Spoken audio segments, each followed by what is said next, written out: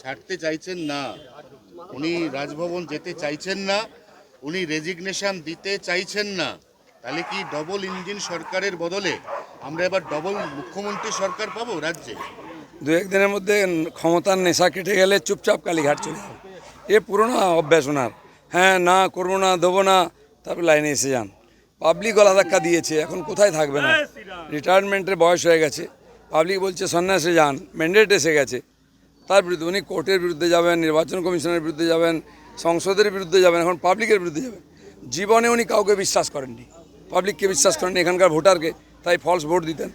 পুলিশকে বিশ্বাস করতেন না, আর পার্টি লোককে বিশ্বাস করতেন না, এখন পাবলিক ওনাকে বিশ্বাস করেনি। এই ক্ষেত্রে যেটা আপনি একটা টার্ম ইউজ করেছিলেন, ওই টার্মটা একবার আপনার কাছ থেকে শুনতে চাই। শাড়ি পরা। হ্যাঁ, শাড়ি পরা ডোনাল্ড ট্রাম্প তার একদম জীবন্ত নমুনা। আর আজ আমি বলিনি, 2 বছর আগে বলেছি যে ট্রাম্প যেদিন নাটক করছিলেন যে আমি ছাড়বো না, আমি হারিনি, লোকজনকে রাস্তায় নামিয়েছিলেন, সেদিন আমি বলেছিলাম আমাদের এখানে শাড়ি পরা ট্রাম্প আছেন, ইনি হারলেও ক্ষমতা ছাড়বেন না।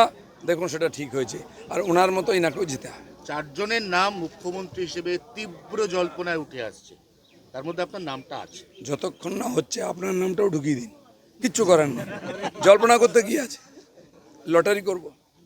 দাদা, নাজার থানার ওসি সহ অনেকেই বলছে যেভাবে পোস্টপোল ভায়োলেন্স হচ্ছে, পুলিশ কার্যত পুলিশও আক্রান্ত হচ্ছে। কোনো ভায়োলেন্স হয়নি। আমি খড়গপুরে বলতে পারি টিএমসির লোকেরা টিএমসির অফিস ভাঙছে, দখল করছে, মারছে।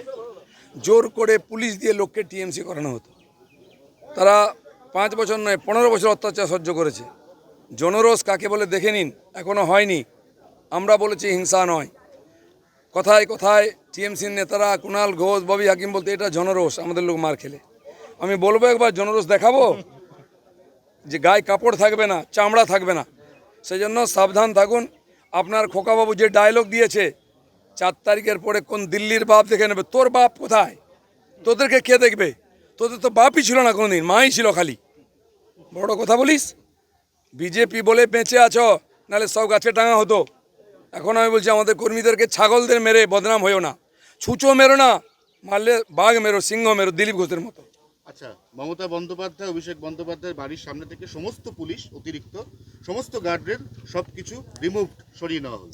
দিল্লির বঙ্গভবনে 42 জন পুলিশ ছিল, 72 জন বসে বসে খেত, আর এখানকার পেটি পেটি টাকা যেত গাড়ি করে, ট্রেনে করে, সেগুলো জজ থেকে আরম্ভ করে সবাইকে দেওয়া হতো। সব তথ্য আমার কাছে আছে।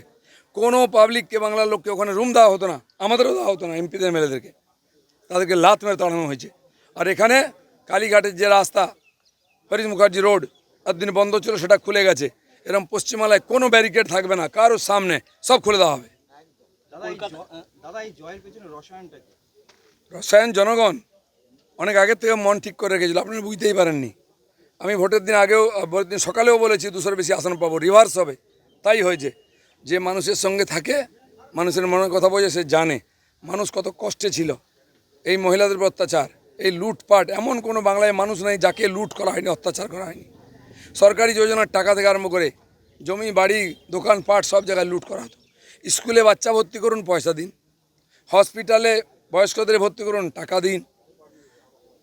এতে আপনি শ্মশানে যান, সেখানেও টাকা দিন। মানুষ যাবে কোথায়? তাই মানুষ এটা করতে বাধ্য হয়েছে। যেখানে কোনোদিন ভাবিনি জিতবো, সেটা জিতেছি। প্রথম সিট জিতলে আমরা কাঁদি, কোনোদিন আলোচনা করা হয়নি, কিন্তু জিতেছি। যখন জনতা জনার্দন খেপে যায়, এরমই করে। সেই জন্য মমতা ব্যানার্জি বুঝতে পেরেছেন জনতার মুড, চলে যান, নাহলে আপনাকে গলা ধাক্কা খেতে হবে। কলকাতা নিউটাউনে গতকালকে একজন বিজেপি কর্মীকে পিটিয়ে খুন করা হলো, তৃণমূল কর্মীরা খুন করলো। সেই জন্য অভ্যাসটা পাল্টান। আমরা 300 জনকে মারার পরে চুপ করে আছি, কিন্তু যদি 1 to 2 করি তাহলে কতটা লাশ পড়বে? এখনও পাল্টাচ্ছেন না, কিন্তু পাল্টাতে বেশি দাঁড়ান। দিলীপ ঘোষকে ওখানে দাঁড়াবে, সামনে দাঁড়িয়ে থেকে বাকি যা করার করাবো। আমি এখনও বলছি, বাধ্য করবেন না। যুদ্ধ শেষ, এবার পরবর্তী ভাবনা চিন্তা কি? শান্তি হবে, শান্তি পর্ব শুরু হবে, উন্নয়ন হবে, নতুন বাংলা হবে।